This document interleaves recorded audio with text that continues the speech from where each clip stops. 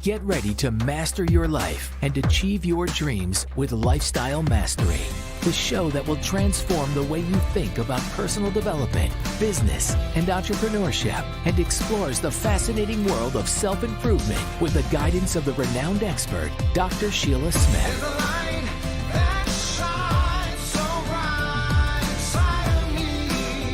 From mastering your mindset to building a successful business, Dr. Smith and her guests will inspire, educate, and empower you to live your best life.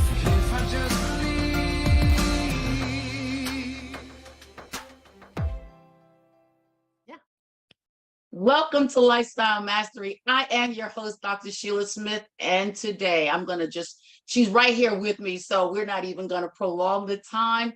I have the one, the only Dr. Forbes Riley, and I got to sing a little bit of her accolades before we get into it. This woman is an award-winning TV show host, author, motivational speaker, entrepreneur, one of the world's leading health and wellness experts, National Fitness Hall of Fame inductee, product sales. She has grossed more than $2.5 billion. Forbes was voted the top 20 most inspiring people on TV through her roles as a sought-after spokesperson, broadcast journalist, as well as success and results coach to celebrities, sales teams, and CEOs. As a motivational keynote speaker, she is affectionately called as the female Tony Robbins.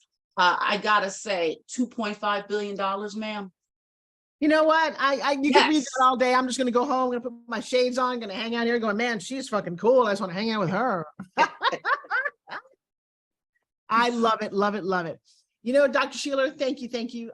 You're just such a light, and I love being on your show, and I appreciate you very much. Thank you. Thank you. You know, I first saw you, and I'm not going to date ourselves, okay? But I saw you many, many decades ago. And when I saw you, I mean, and you look better now than you did then. I gotta say, I don't know what you're doing. By the way, I'm going to share. That is what I do. That is the phenomenon of being the age I am, having a husband who's 17 years younger, having 20-year-old twins, and being a certain age. Yeah, I got to tell you, it's fascinating to me. Guys, I'm not going to joke around. This is what 63 looks like. Okay, this is. I mean, then that's not a joke. I think it's important to know that if this is 63, man, don't be afraid of it. It's not outdated. You're not dead. In fact, you're just starting. And I hear all this bullshit about, oh, your metabolism slowing down, you're getting old. No, it's what you eat. It's how you think. It's how you move.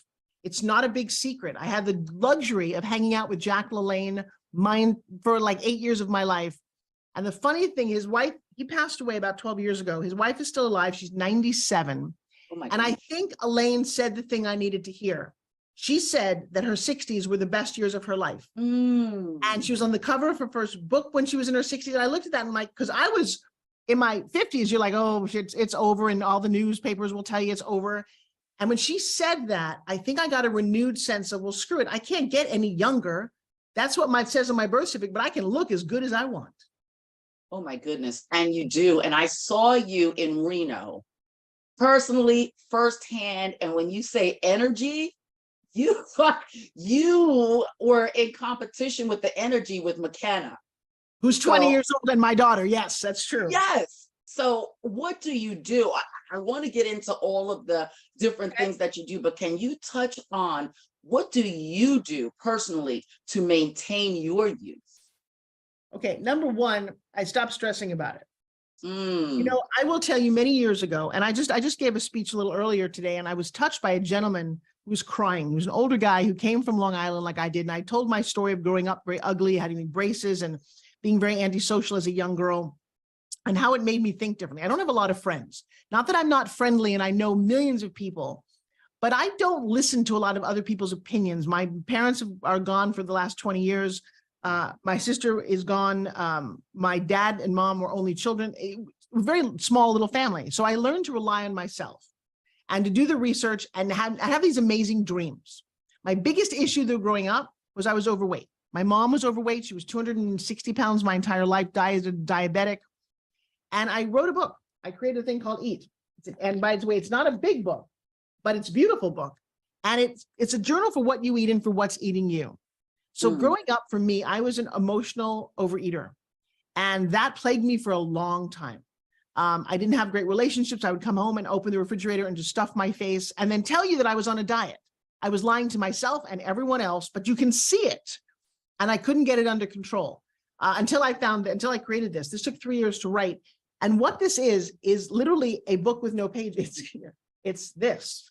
It's pretty much empty.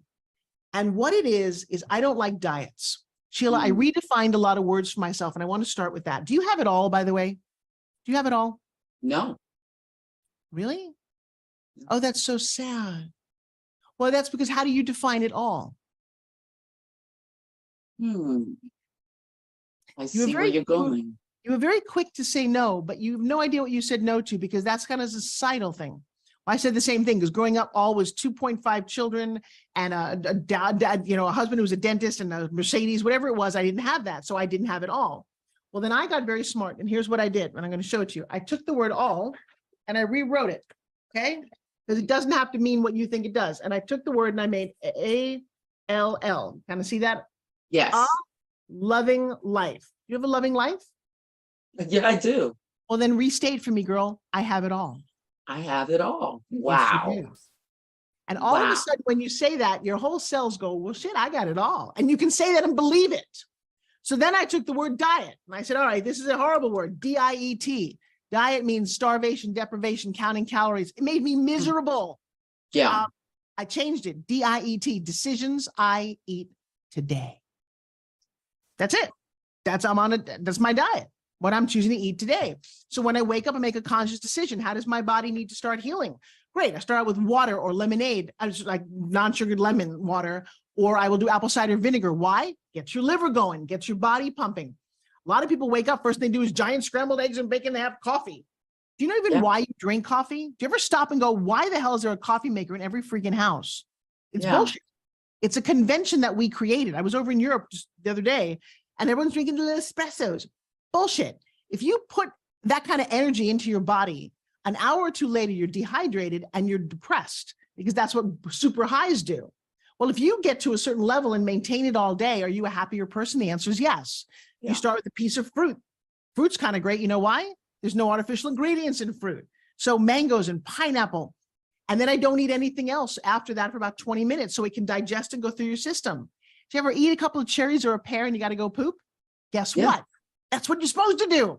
Well, coffee does that for me. No, it does, but it's not what you want it to do. It dehydrates your body. Feed your body. Now, there's people who say no to fruit. I can do that. Sometimes I eat sauerkraut for breakfast. Oh, wow. Well, because it's a digestive enzyme. You've got to think about your body is a lot like your car. If you don't change the oil and change the transmission fluid, it will just stop. I one day had a car when I was in my 20s and they didn't screw the oil pan on tight enough and it just died and the whole engine froze up and my car died. I lost all my car. Well, what do you think happens to you inside? And there are times, Sheila, well, I have screwed this up. You only need to do that once to go, oh. I ended up in the hospital. I was going through a massive amount of stress. I was going through a divorce and other pressures because we allow ourselves to be pressured. And I am in New York City and I have a kidney stone and we don't catch it soon enough. It goes septic. And for the next 10 days, I'm fighting for my life with a lot of antibiotics and they're not sure I'm going to make it. All because I didn't drink enough water or take good enough care of myself and succumb to stress. Well, I had to take a step back and go, how old do you want to be? How old do you want your kids to be? Do you want to meet your grandchildren? Oh my and I goodness. had a very long heart to heart with myself and said, all right, let's rewire this. Let's go get your blood tested. Let's figure out what minerals and vitamins you're missing. And so I get my blood tested every couple times a year. I have vitamins that they make for me because she's like, you don't know what you're low in. Here's a really important thing about health. Born, feeling good, cancer, and death. Okay. Yeah. That's the timeline. Well, in the middle is how you normally feel. Like you're fine, right? Why is it that my parents got diagnosed and within months of them getting diagnosed, they were dead? Well, it turns out they weren't that healthy. They just didn't know it. See, you know when you have sniffles, you know when you've hurt yourself, you know when you've got cancer, you know. Well, why do you need to wait? How healthy are you on a scale of 1 to 10, Sheila, right now? Do you know? I don't, to be honest, I don't know.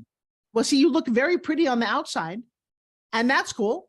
But I feel great. But if you had your blood tested right now where are all your levels? Where's your hormone levels? There's nothing. As you get older as a female, your hormones are going to decrease for men and women. Get them tested, and you can take bioidentical supplements. You can allow your body to continue to feel good. That's the maintenance part. The food part is a decision that you make every day. I see this. I just look around at the shape of human bodies. Yeah. The crazy thing about humans, we don't look the same.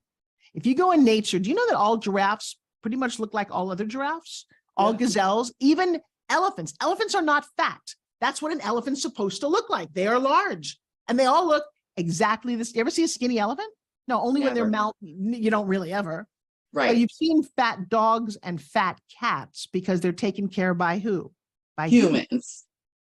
So I looked around and said, all right, we are supposed to look a certain way. You're supposed to move a certain amount and feel a certain way. You should not. I mean, I can stand up right now. There's no, I mean, I'm looking like a size smaller than I did in high school. Well, how's that possible at 63? I see 63-year-olds who look like absolute crap because one, they don't feed their bodies right. I'm going to tell you something else. You put alcohol in your body, you might as well kiss it goodbye. Again, I look at social norms. We have bars. How many elephant and giraffe bars have you ever been to? How many elephant and giraffe buffets do you go to? They don't. They eat the same thing every single day. Humans, can you imagine a lion? I'd like some dessert with that French toast. They don't say that. They eat the same thing and they look the certain way. So I came to a conclusion that we are animals, that we can feed our body. And by the way, it's not in a local grocery store. And when you come to understand the evil in the world, there's good and bad. Watch Star Wars. There's always a black and a white version of, good and bad. And I'm like, well, but so what's going on here? Walk through the grocery store, pick up a cereal that is exactly the right height when kids are on little carts and they're like, oh, mommy, I want Choco Puffs and I want that.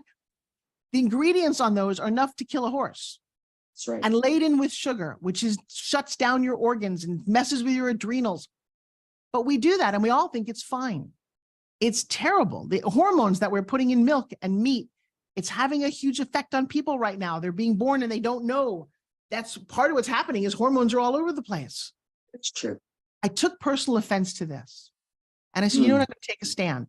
I don't go to bars. I don't drink. You know why I don't drink? Because I don't need to. That's one. Well, before, don't you want to go out and be social? Yeah. Here's a tea. Here's a water. I went dancing with my son the other night. We went to a disco kind of bar thing, 2 waters, and we're nursing them all night long. Why wouldn't you do that? And I said to him, he's 20 years old. I said, the reason that I don't drink alcohol, and you can do whatever you want, but have you ever heard of alcohol poisoning? So if you drink too much of this, one drink is technically poison. The reason that you're tipsy is your body's fighting to get back to normal. So anyway, that's part of it. So it's what you eat. Then it's how you move. Okay. I'm married to a bodybuilder. I'm sure you've seen Joshua. Let me tell you something. You want to stay young? Yeah. Well, here's a way to stay young. Marry somebody younger. And there's a real motivation if you want the relationship to last, that you have to do your part, right?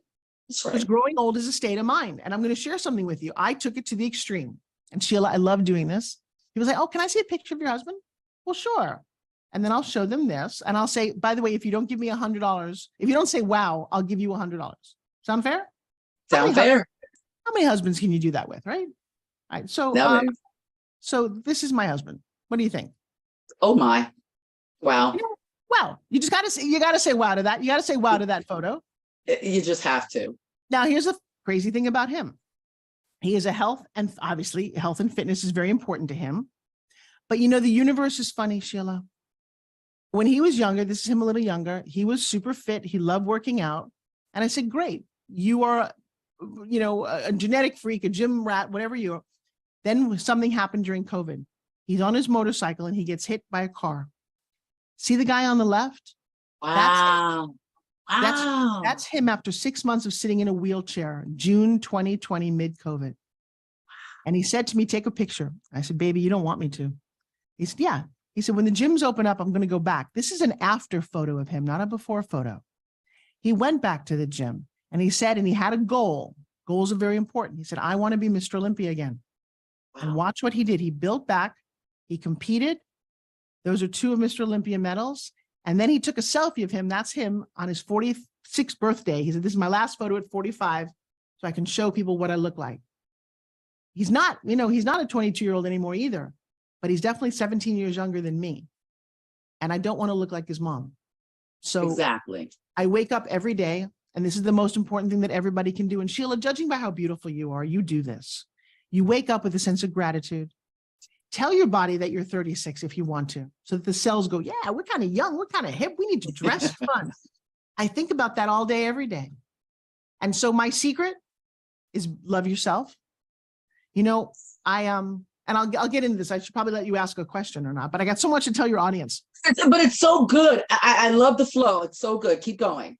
Well, one of the things that you get to do if you choose to, and this is the biggest. So Forbes, I heard you say food and exercise, like these are secrets, right? You knew all these, but then you got to go, why aren't you doing it? Sheila, why do you think people don't do it? I don't. Do they really believe that there'll be a difference after? Well, it comes down to your personal belief. And I'm going to tell you that many of us are wired from the very beginning in the wrong way. We are taught, I've got a girl right now, she's fairly overweight, and she's like, in fact, I have a fitness class. I created a fitness product because I believe in always working out. I have a portable product I take with me. I sell everywhere. I love when people do this. I teach class in the morning. And she said, but Forbes, I love my sweets. I said, really? Now, but when we trace back, it's not that she loves sweets. Sweets are horrible for her, and she knows that. But when she was younger, they didn't have a whole lot of money. And so to make her kids feel better, her mom would give her a piece of chocolate and tell them it's going to be okay. And so she's associated the cookie, the candy, the cake with it's going to be okay. Well, when this is terribly cruel, but I'm a student of the mind. When I put her through a little hypnosis and showed her that chocolate cake is a lot, and I asked if she had a dog. Sheila, have you ever had a dog? Yes. Ever dog ever have diarrhea? Yes. You have to clean that up. And it's like, yeah, it's like nasty because it's not solid. It's like disgusting. I said, well, that's what this chocolate cake is going to represent to you from now on. When you look at that cake, it looks like freaking dog diarrhea. And you're like, oh my God. And then if you put a little something that smells bad, every time you see a cake and you look at that, all of a sudden your brain goes, I don't want it. I don't want it. There's no such thing as willpower. You are literally saying, I don't want it. I don't need it. It's not good for me. Boom, I'm out of here because I don't like dog diarrhea. That's one of my favorite diets. And you can do that. So a lot of us have issues. I'm the queen of issues. I had a lot of self-esteem issues that I've overcome. And I don't think you've done a breakthrough with me, have you? I have not. I was supposed to come down there to see you, but I have not. Well, we're doing another one. We're doing a little Forbes Factor in September. Here's one of the things that's available to everybody. If you look at your timeline, if you look at how you evolved, and can I play a game with you? Go ahead. All right. So what's your first memory in life? First memory is my father taking me to the beach. Nice. Happy family, mother and father happily married? Yes. All right. How old are you in this memory? 4 years old. Oh. Ideal age. What was the weather like? It was beautiful, blue skies back then, early 70s. And why did your dad take you to the beach alone? Never. It was him and my mom. Oh, they both took you that day? Yes. All right. Are you an only child? No, I'm not. Brothers, sisters? Yes. One sister, and she was 2 years old. All right. So was she there as well? She was. All right. So it's the family outing. Yes. What decision did Sheila make about life as a 4-year-old at that moment? None. No. Wait, trust me on this one. You made a decision. Okay. If a little kid touches a flame, they never do that again. The decision is, oh, that's hot, don't touch it. You made a decision, which is why you remember this moment. So go back, pretend you know the answer, and say, of course I know the answer. The answer is? The answer is, I decided that when my father put me on the railing, I screamed. And I told my mom to take me off. Oh, okay. Now wait, now the memory got a little crazier. Hang on a second. Yeah. So at that moment, what decision did you make about that? I screamed. No, but why? What decision did you make about life? Were you on a railing and you got scared? I wanted to live because on the other side of the rail was like a really deep drop and it was the ocean. Sheila, does the word survive mean something to you that I'm going to survive? Yes. All right. That's where it came from, right? At that moment. Now, let me show you something. How old are you? I'll be 57 in So October. you're talking about a 53-year-old memory Yes. that you instantly remembered. What did you have for dinner 4 Thursdays ago? Can't remember. But but listen to this, but you remembered something 53 years ago. That's crazy. No, it's not crazy. It's how your brain works. So you have, I believe, I only know how much I know of you, but I believe that you want life to be perfect, but that you have a sense that you have to make it happen to survive. Yes. It came from that sitting on a railing, my girl. That's Wow. the decision that little girl made. Now, if I were you, I would say that that memory served its purpose. And in a breakthrough, I would shatter that memory because you now know that you can thrive. I think the survive thing is the only thing that's kind of like a balloon string holding you down a little bit because it's still right there in your head. You could see on the other side of the railing. That's a problem. We don't want that to ever be part of your memory anymore. And through the work I do, you can literally just kind of like blur that away. And all you'll remember is a happy family outing with you and your sister and your mom and your dad. Wow. And That's interesting. what that will do for you, if we do this as a breakthrough, it will make you feel a little lighter. Now, let me take this one step deeper. That is, and by the way, there's no right or wrong, but you catalog that in your head. Can you imagine, how does a young girl or boy, if they've been molested by mom's boyfriend or somebody in the family, how do you think they catalog that? That I have to be safe, I have to protect myself, I have to add extra weight so nobody sees me anymore. Wow. There's a lot of psychological reasons for what you do. They are instantly healable. That's the crazy thing. I don't need therapy. I'll do this in 20 minutes and we're done. It's about, because that's what your brain is. The memory's not real anyway. You just stored it in a box and you made it real. But just like a memory on your computer, if I said high school, you bring up files, right? You bring up, oh, I can remember pictures and photographs and videos of high school. That's your high school file. And if you saw a yearbook, you'd see even more because they're hiding behind other files. You can't easily access, your 8th grade teacher, but you can if you worked hard enough. It's back there. They're all there. But I like the idea of reorganizing them for priority. And I'm going to tell you, you know what happens, Sheila? You just get happy. Happy people are young. Happy people are vibrant. Happy people have energy. That, I know what you're saying is true. I know that for a fact because I've seen the people that have gone through the breakthrough and I've seen the difference, even the way they look the next time I've seen them. Talk about that. Talk about that because I saw that. And as you're talking about it, I remember now seeing the people. I won't do it right now for privacy's sake, but I have photos of almost everybody. People come in and you're going to meet them. When you talk to somebody, especially if you're in the dating world, this is a really important thing to do. When you sit down, like imagine speed dating, people just can't wait to dump their problems. Oh my God, well, I was in there with this husband. That's not a very clean way to start a slate, is it? So imagine if you could take the baggage of your life and leave it at the airport and walk away. How much lighter would you feel? How much happier? By the way, if you ever want to go claim the baggage, you can still dwell on bullshit from your past. But there comes a time, if you want a happy future, that you have to write it, not from your past, but from your present. You have to write it from your dreams. You have to decide what you want and then just go get it without the weight of all that. People who sabotage themselves, people who are procrastinators, people who say they're going to do one thing and don't. Not your fault. First of all, stop beating yourself up. But you have wired your computer, your hard drive, to sabotage yourself. And I truly believe, having done this work now for almost 30 years, that pushing those memories away and rewriting some of the code in your head to believe that you are worth it, that you're enough, that you deserve success, that I've had people change their mom and dad. Your mom, first of all, you believe that memories are not real. If your mom used to beat you, let's change her out. Let's literally take your favorite actress and put her in. And I've had people tell me the story, like literally, Sheila, I'll say, tell me about your first birthday party as though your mom was Julia Roberts. We just did this the other day. And the girl who's talking, she's like, oh my God, well, Julia was so much, mom was there. She told a story about growing up with Julia as her mom. And the funny thing was, and I asked the people in the room, do you know if that's true or not? And they were like, no, it sounded great to me. So what if you told yourself a different story? Because it's done anyway, But now you feel better about you. You can make yourself loved as a kid and your timeline will heal itself. I know this is crazy. Sheila, if you think about your past, where is it in space? Where's your past? Is it behind you? Back here. Back here. Okay, where's your future?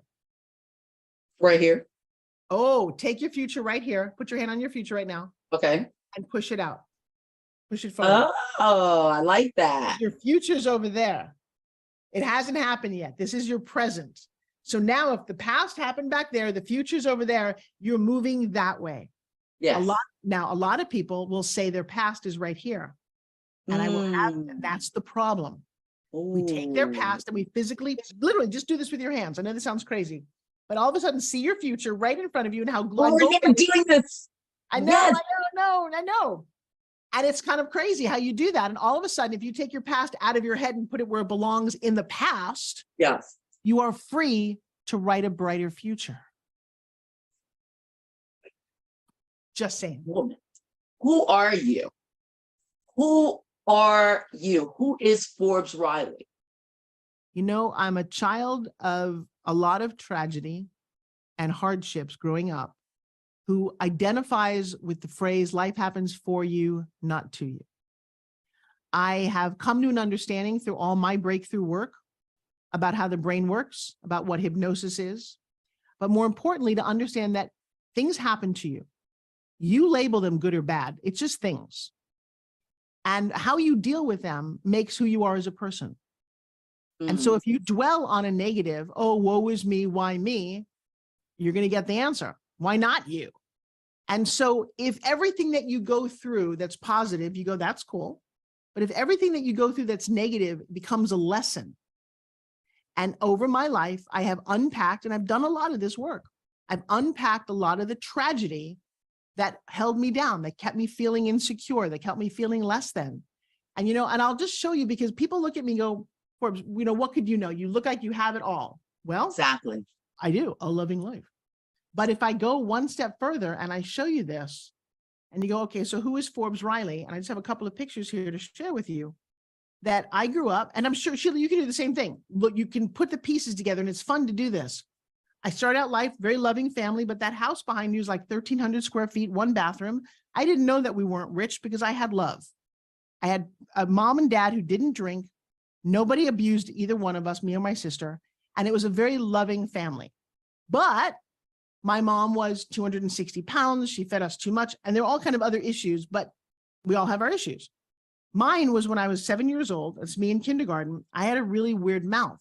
We didn't quite realize it. My mom, by the way, is a hoarder. She saved my mouth impression from 1968. I have this in my house, okay? That's my mouth. Well, that's a terrible looking jaw for a little girl. Yeah. So they put me in braces when I was 8 years old. But Sheila, they didn't do it for 1 or 2 years. They did it for 8 years, my entire formative growing up years. And then they stuck this in my mouth. And so for years, I talked like this. Nobody could understand me. And I swear the doctors didn't realize that my teeth might have been straight, but my social life sucked. Yeah. It's why I talk a lot. Now, I think because I couldn't talk about that and nobody wanted to be my friend. All right. Beyond that, I bumped into a baseball bat. I broke my nose. My nose was huge. I was overweight. My mom fed us a lot of fast food back then. I had big, fat, frizzy hair that, I mean, literally took an iron to your hair. And if that wasn't worse, my dad, who built that printing press, he was a machinist. One day he slipped and I was 15 years old. He cut off the whole front of his hand in an accident. He would spend the next 3 years, my entire high school, in the hospital. It was like, really? This is my life? Well, then my mom comes to me and says, kiddo, we have no money for college. I'm really sorry. We're not getting a scholarship, blah, blah, blah. And I'm like, that's the only thing I was looking forward to. And she said, no, but wait, there's a beauty pageant coming to town called the Miss Teenage America pageant. One girl's going to be on TV with Bob Hope. And then she looked at me, and Sheila, one of the most devastating moments is when your mom looks at you and says, yeah, not you. She basically said, you're not pretty. Yeah. And I was obsessed with this. Funny thing though, that's a really bad moment. Well, guess what? My dad's doctor turned to my mom, overheard this conversation and said, I'm going to fix your daughter's nose. Now, I don't know that we even thought about what 1975 with plastic surgery was crazy, right? Right. I wake up a couple of days later and kind of a miracle happened. Wow. The girl looking back at me was really cute. Wow. I'd never seen her before. She has bigger eyes than the girl before.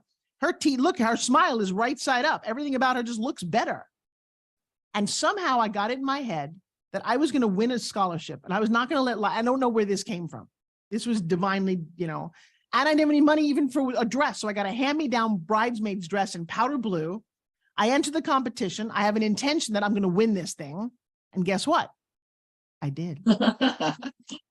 I'm now 16 years old and I go off to the national pageant, the Miss Teenage America pageant in 1977. Now, Sheila, you want to hear something crazy? Worst week of my life. Here's what happened.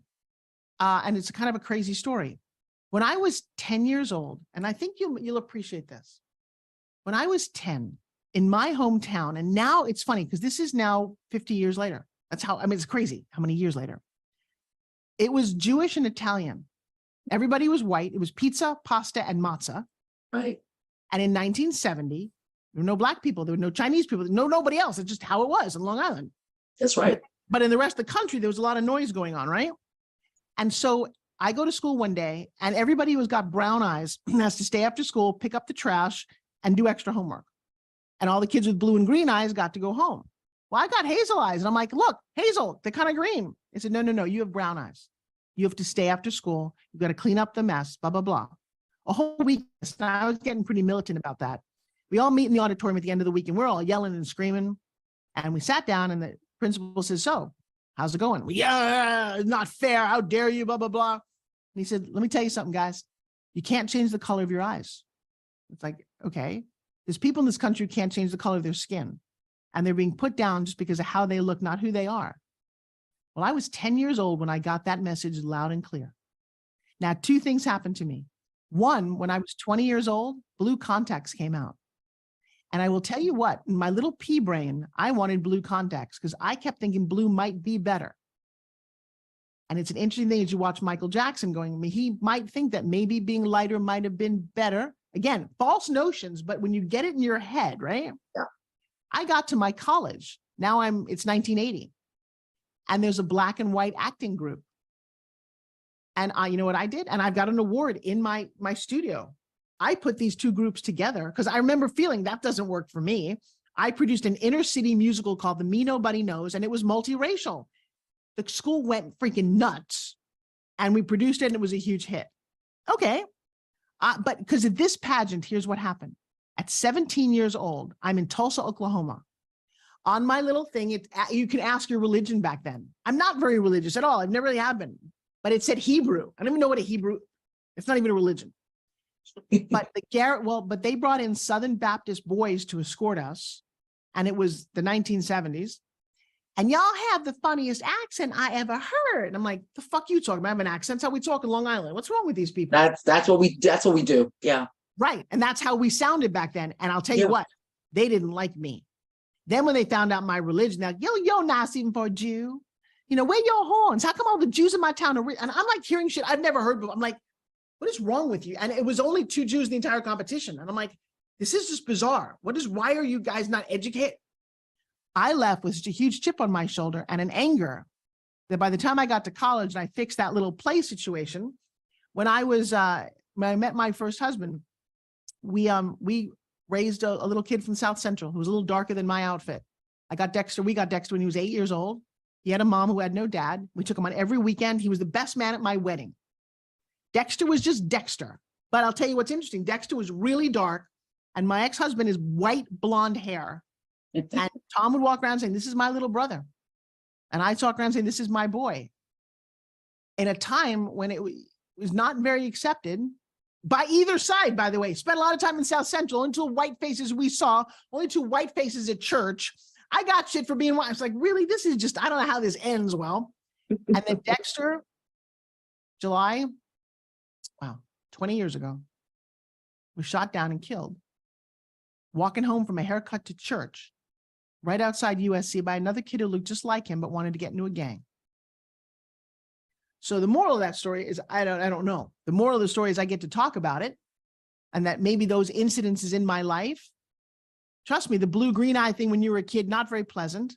Miss Teenage America thing, not very pleasant, but I made stories out of them to honor Dexter, who I love and I miss very much, and why I don't see color, why I'm kind of pissed off about people who just are so focused on this thing, because it's detrimental to all of us. We cannot change it, and we cannot change the past. So what is the future? And the most profound thing I'll leave you with, I heard from Denzel Washington say the other day, and he said, I don't think it's color. I think it's culture.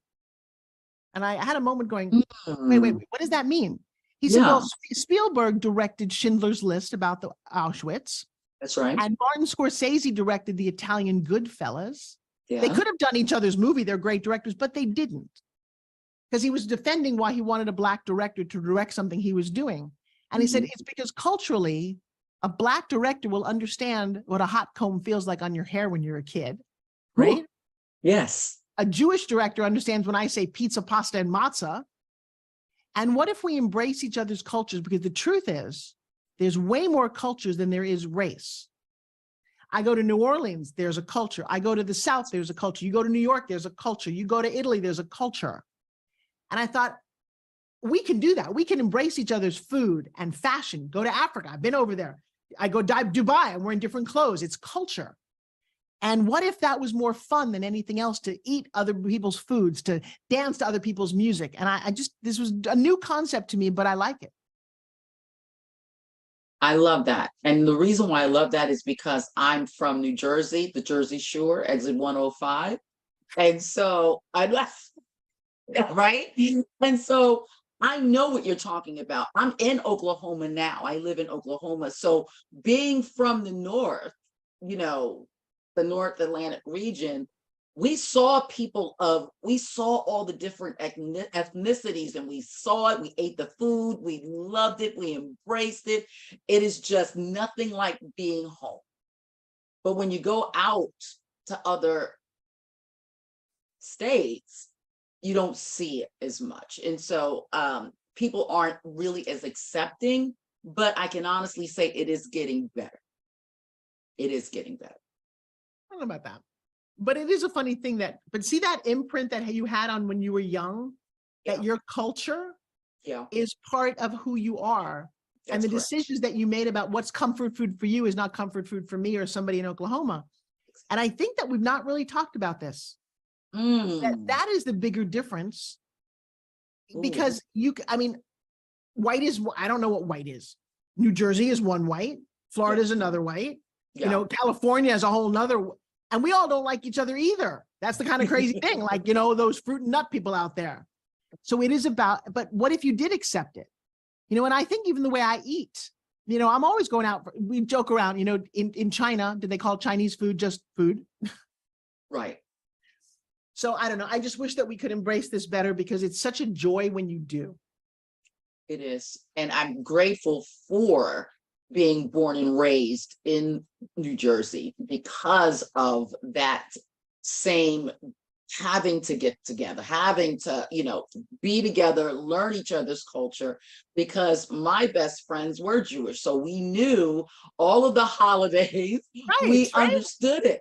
The festivals, Shabbats, we knew all of it. And we loved it and we embraced it. And that has gotten me to, I believe, honestly, where I am today, loving all people. And so when I saw you and I saw you in person, I said to myself, she's embracing, and all of the people that were there was like a melting pot of people. So you're not just talking, as we would say, out the side of your neck. You are truly talking, and you actually demonstrated it. So I want to say thank you for that. Well, I love that. Currently what I do now is I teach pitching. I teach a skill that I think is important. I've made a lot of money hosting and pitching products, whether it's on live home shopping like QVC or HSN, or it's through infomercials. It's been 197 infomercials. I've sold over $2.5 billion worth of product. And I love what I do. And I didn't want to teach it, Sheila. This is the funny thing. People are like, how come you're not like as famous as Tony Robbins? I had no desire to be. That was not my jam. In fact, I got hurt a lot. When you're an actress, you get rejected all the time. Talk about the stupidest occupation ever. We're not hiring you because you're too tall or too short or too fat or too skinny, or you look like my aunt or whatever bullshit reason they give you. But as the actress, you get a little, it's like, shit, oh, okay, they don't like me. There's something wrong with me. So I walked around with that anger for so many freaking years. Yeah. And then I said, wait a second, there's got to be a better way to do this. And what happened was in my early 40s, I was probably the most successful female infomercial host. I helped create that whole industry. I was making ridiculous money. And one day I took a contract to my agent, and it was for $100,000, client I had found. And I said, negotiate this. Let's do this. He calls me 2 days later and he says, kiddo, he didn't say kiddo. He just said, I've got good news and bad news for you. The good news is the client loves you. And I'm like, of course they do. I'm the best. The bad news is they love you, but they want a younger, less expensive version of you. Oh, but the good news is they want you to teach her how to pitch. Oh. So I was in my 40s, and I pretty much, after I said every expletive word I could think of in my head, I said, let me get back to you, because if when pigs fly and hell freezes over, I will teach her to pitch. I said, screw that. I'm not teaching anybody anything. I will never. And I remember saying this, I will never teach anybody what I know, because I print money. No one, screw you guys. And for 20 years, I did my jobs. I did what I love my life. I raised my 2 kids. I went through whatever I did. And then when COVID hit, my daughter and son, 20 years older, was 17 at the time, were in my house. And my daughter says, Mom, you're not very good at this online selling thing or coaching thing, but you could be. And I'm like, no, I'm not interested. She said, well, you should be. She said, you're old enough now that if you teach what you're really good at, you will leave a legacy with other people. They will be able to make money, and you will ultimately be remembered and be happy. Yes. She was 17. It's like, well, damn, what do I do? And we sat in a room for a couple of weeks and we wrote a whole program. We launched it online. And Sheila, true story, there's tracking systems online. You can see everything, how much money you make, how many people view your stuff. And the first day we did a little webinar. There were only 25 people in the room. I had a product for $1,000. I was going to sell this month-long course. And I wake up and I said, McKenna, what does that K stand for? It says 25K. I said, Mama, you earned $25,000 last night. And I said, what? We did that for 4 weeks. You know how much money we made, Sheila? A 17-year-old and a 60-year-old in their first month of business? $101,000. Do you know what happened 5 days ago? I had to ask McKenna, what does the M stand for? We hit 1M. Let me tell you, I have pictures of this. We hit fucking 1M. Selling our programs, helping people. I'm so over the moon. I'm so proud of her and us and the team that we built. We did it. Took 3 years to do this, and we did it. And now next week, I'm not sure when you're going to air this, but on the 16th, I got a whole bunch of things. I'm now doing a crazy little boot camp. And I teach people how to do this. Why not? And I'm doing it all for $100. I've got like a crazy giveaway, and then I'm inviting people to a giant party, because I don't need the money from this. I make money doing other things. I have a desire to now finally teach people what I know.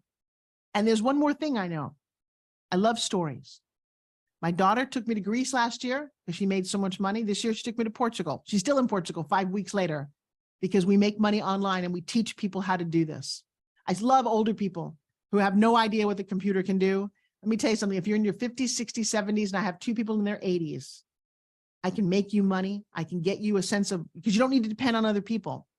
But people say, well, Forbes, why are your courses so inexpensive? Why do everyone else is charging $10,000, $50,000 for, that. We went to an event.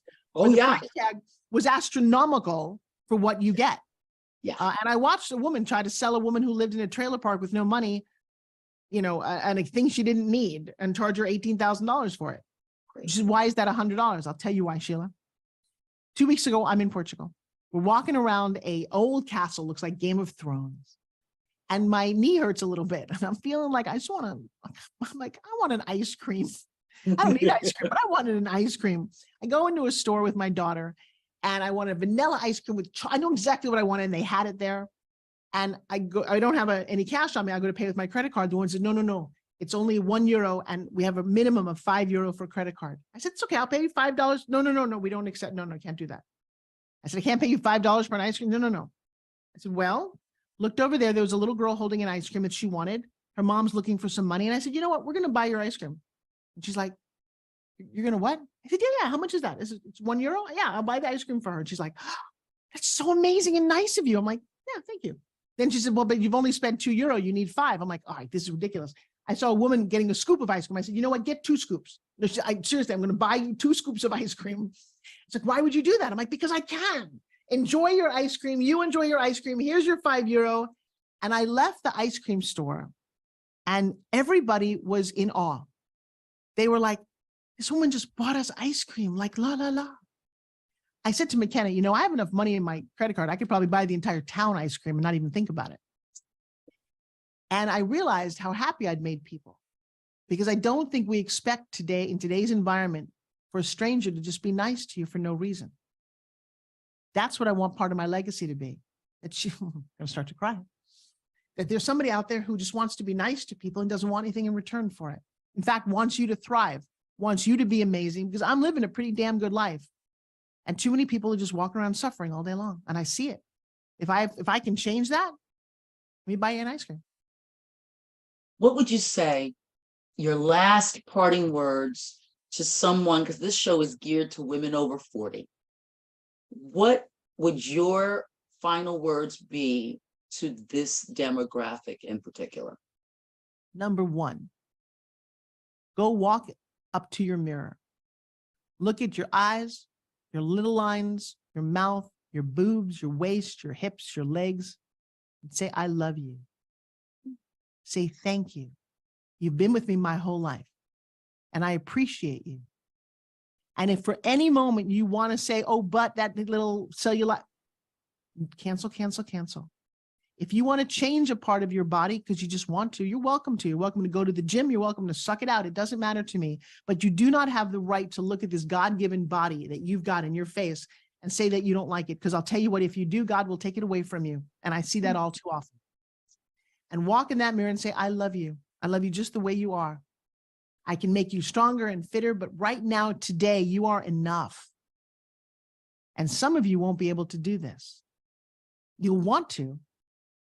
When you get to the state where you can truly say that you're enough and you love you, your aura will change. Your energy will change. The way you feed yourself will change. The kind of people that you accept in your life will change because you are in love with you. And the reason that you want to walk in that mirror every morning and say, ooh, you're a good looking lady. You're doing good, with or without makeup, with or without clothes. Then you don't spend the rest of the day waiting for someone else to give you a compliment. You already gave it to yourself. You own it. And everything starts from you. The businesses you want, the relationships you have.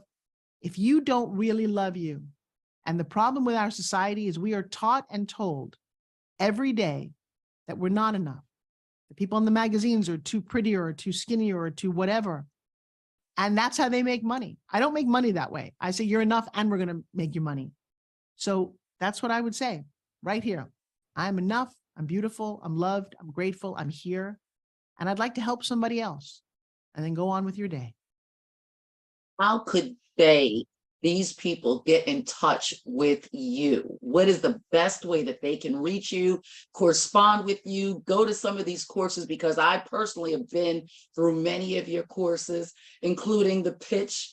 And so I'm telling you, this is something that I want them to experience. How can they reach you? Well, I love that. And I love the genuineness of that. I have a site at ForbesRiley.com, which is my name, and you can get all the little links there. Every Sunday, I teach a pitch class. So for $19, you're welcome to come join me live and meet me on Zoom. And that would be Pitch Secrets Masterclass. Again, all of those links live at ForbesRiley.com. At ForbesRiley.com, I give away free books. We have trainings. Now, don't get me wrong. I have courses that you can pay for, and we charge thousands for some of my higher level courses, but we give great courses. So I will say at the end of the day, if it's free, you guys don't take it seriously.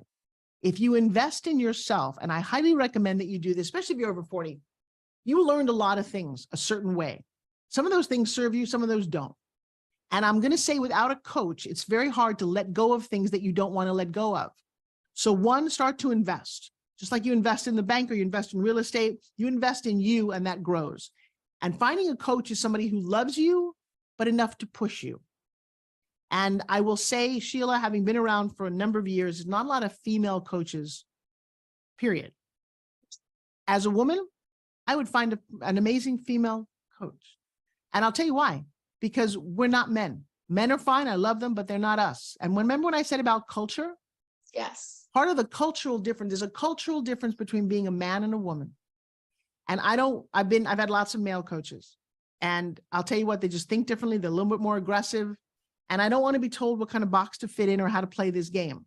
So I stepped up, and I'm going to stand here. And so you can also find me on social media on all the platforms. Go to Facebook. You'd be surprised. I will DM you back because I do my own social media. I do. Because life is too short. That is how you connect to people. You know, I just, at some point, I'm sure I'll be so famous I can't. But for the last 20 years since Facebook started, I love that platform. I'm on that platform every single day. It's part of what I do.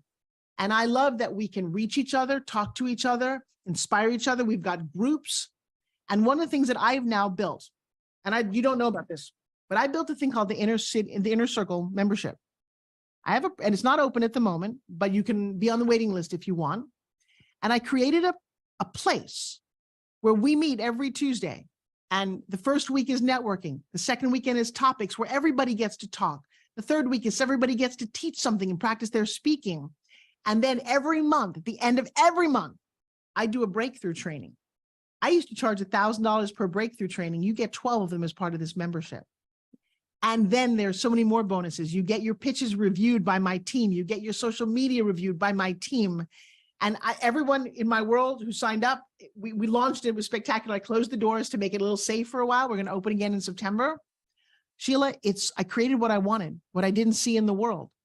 I don't want to be taught all the time. I don't want to be made to feel bad that I don't know stuff on the internet. We created places where you can up level, connect, feel respected. This is the thing I noticed with men. I didn't feel incredibly respected when I was at the table, when I was in the masterminds, when I was in the meeting. I was made to feel like I was less than. I don't believe in doing that.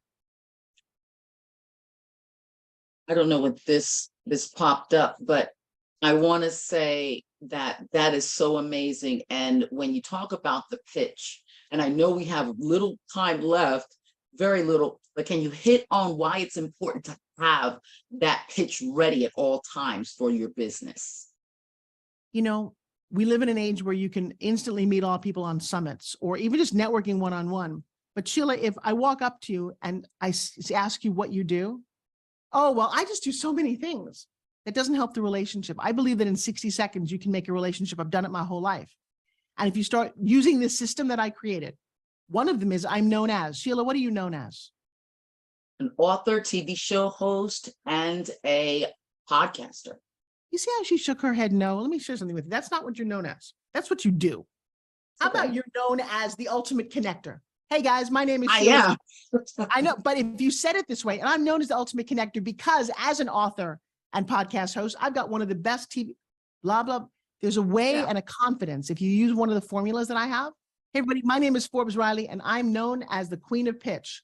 Why? Because I've sold over $2.5 billion worth of product, and I've got over 18,000 students right now. An example, I'm not sure what's going on. Me either. I think that's just telling us that the otter is somehow everybody's trying to come in. What's going on? I know. Apparently, we've just started something cool. All right. Well, I'm not sure what all that is about. It's AI taking over. All I know. So let's go back to cancel. Let's go back to the perfect pitch. Yes. One of the things, if you've got an introductory pitch, people are going to ask you, what do you do all the time? Two things you need to know. Number one, they don't care what you do. They care what you can do for them. So Sheila, you and I meet. Nice that you're an author, but you didn't say you're an author of a book or what it is that you're doing. So many times people say this, I'm an author, entrepreneur, and speaker.